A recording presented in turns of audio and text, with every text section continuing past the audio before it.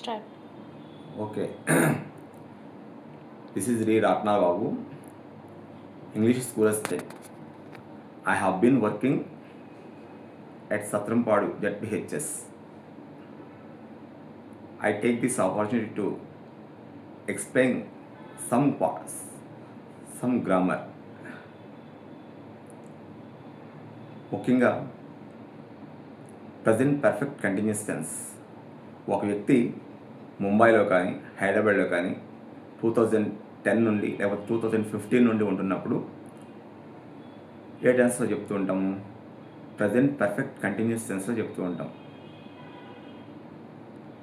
She has been living in Hyderabad since 2010 or 2015 in Mumbai.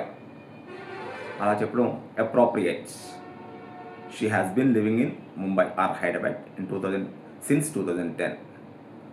ఒకవేళ అతను 6-7 years నుండి ఉంటున్నాడు లేదా 6 months నుండి ఉంటున్నాడు, మనకి ఎగ్జాక్ట్గా తెలియదు అన్నప్పుడు ఫర్ ఉపయోగించాలి. ఎలా చెప్పాలి అప్పుడు? వారు ఉంటున్నారు ఎవరో, they have been residing in Eluru for the last 7 years. Point of time, period of time ఉంటాయి. సిన్స్ అనేది పాయింట్ ఆఫ్ టైంని ఇండికేట్ చేస్తుంది, అలాగే ఫర్ అనేది పీరియడ్ ఆఫ్ టైంని తెలియజేస్తుంది.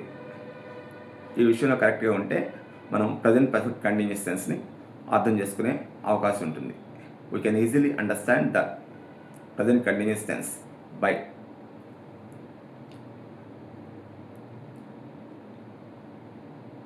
if we know the since and point of time and period of time. This is brief information about or regarding present perfect continuous tense. అలానే ఇదే సమయంలో ఇంకొంత గ్రామర్ చెప్పాలనుకుంటున్నాను. యాడ్వర్బ్స్ ఉన్నాయి కదా, మనందరికీ తెలుసు adverbs. She runs fast, she runs fast. She అనేది సబ్జెక్ట్, రన్స్ అనేది వెర్బ్, ఫాస్ట్ అనేది యాడ్వర్బ్. ఫాస్ట్లీ అనేది ఉండదు, షీ రన్స్ ఫాస్ట్. అలానే ఇంకా మరికొన్ని adverbs. He looks angrily, he looks angrily. Angrily అనేది adverb. We can make adverbs from adjectives by adding LY.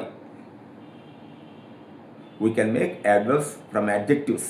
Adjectives నుండి యాడ్వర్బ్స్ ఎల్వై చేర్చడం ద్వారా తయారు చేయగలుగుతాము. అలా అని అన్నిటికీ ఎల్వై చేర్చాల్సిన లేదు. ఉదాహరణకి ఫాస్ట్, ఫాస్ట్లీ అనరు, ఫాస్ట్, షీ రన్స్ ఫాస్ట్ అంతే. ఇలాంటి విషయాలు గుర్తుపెట్టుకుంటే ఎగ్జామ్స్లో, కాంపిటేటివ్ ఎగ్జామ్స్లో కానీ మామూలు ఎగ్జామ్స్లో కానీ మంచి మార్క్స్ స్కోర్ చేసుకునే అవకాశం ఉంటుంది. నిజాయితీగా ప్రయత్నం చేస్తే సాధించని విజయం ఏమీ ఉండదు. అలానే ఫ్రేజల్ వెర్బ్స్ ఉన్నాయి. Phrasal verb, what is phrase? Usually phrase means more than one word. ఒకటి కంటే ఎక్కువ వర్డ్స్ ఉంటాయి, but it's not a sentence. It doesn't give complete meaning. It doesn't give complete meaning. Tall boy, short tree, long tree, short bird, tiny bird, tiny bird. Tiny bird means small bird.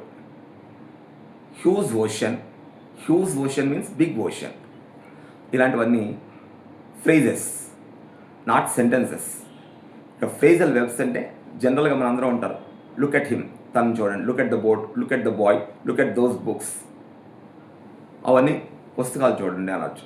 Look into అంటే if the issue is closely verified then we use look into. The issue can be looked into. The issue can be looked into. He has been looked into the issue. He has looked into the issue. ఆ ఇష్యూని అతను తరచి చూశాడు, అప్పుడు he has looked into the issue అంటాం. అలానే give up. Give up అంటే అది కూడా ఒక ఫ్రేజల్ వెర్బ్. గివ్ అప్ అంటే ఏంటి? విడిచిపెట్టాడు. గివ్ అంటే ఇవ్వడం, అప్ అంటే పైన. అలా అని ఇక్కడ ఇవ్వడం పైన అని అర్థం కాదు. గివ్ అప్ అంటే విడిచిపెట్టడం. Stop trying. If we accept our defeat then we may use the word phrasal verb give up. I give it up. దాన్ని నేను విడిచిపెట్టేశాను. The man decided to give up the smoking habits. Smoking హ్యాబిట్ని తను విడిచిపెట్టేశాడు. ఆ కాంటెక్స్లో మనం give up ఉపయోగిస్తాం. అలానే గివ్ అవుట్. గివ్ అవుట్ కూడా ఉంది. అలానే గివిన్, ఇలా చాలా ఫ్రేజల్ వర్బ్స్ ఉన్నాయి. అలాగే పుట్ అవుట్స్. పుట్ అవుట్ అంటే ఏంటి? పుట్ అవుట్ అంటే ఆర్పేయడం, ఆర్పడం. ఉదాహరణకి బాగా మంటలు అనుకున్నాయి.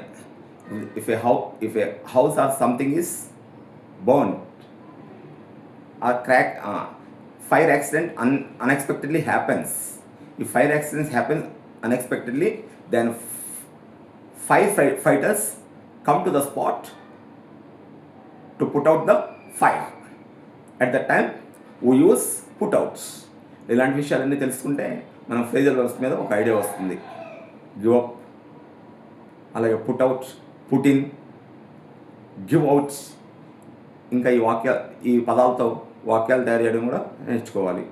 నేర్చుకుంటే ప్రయోజనకరంగా ఉపయుక్తంగా ఉంటుంది. ఉపయుక్తం అన్న ప్రయోజనం. It gives more advantage to right the exam effectively, properly, in an efficient manner. కాబట్టి మీరు ఫ్రేజల్ వర్బ్స్ మీద దృష్టి పెడితే నెక్స్ట్ వీక్ బ్రెయిన్ స్క్రిప్ట్ ఉపయోగించి మరి ఏదైనా అంశం వివరించే ప్రయత్నం చేస్తాను. బ్రెయిన్ స్క్రిప్ట్ ఎలా ఉంటుందో చెప్పాను కదా, 6 డాట్స్ ఉంటాయి. మేము లాస్ట్ వీడియోస్లో ప్రజెంట్ చేసాము. 6 డాట్స్, 1A, 1,4C, 1,4,5D, అవి ఎలా చదవాలో చూపించాము. ప్రీవియస్ వీడియోస్ ఒకసారి చూస్తే మీకు ఐడియా ఉంటుంది. రాయడం కూడా చూపించాము, 1 or 2 వీడియోస్ చూపించాము. కాబట్టి వాటి మీద ఒకసారి ఫోకస్ చేయండి. ప్రయత్నం చేస్తే మరి వేరే విషయాలు చెప్పడానికి కూడా నా వంతు కృషి చేస్తాను. Thank you.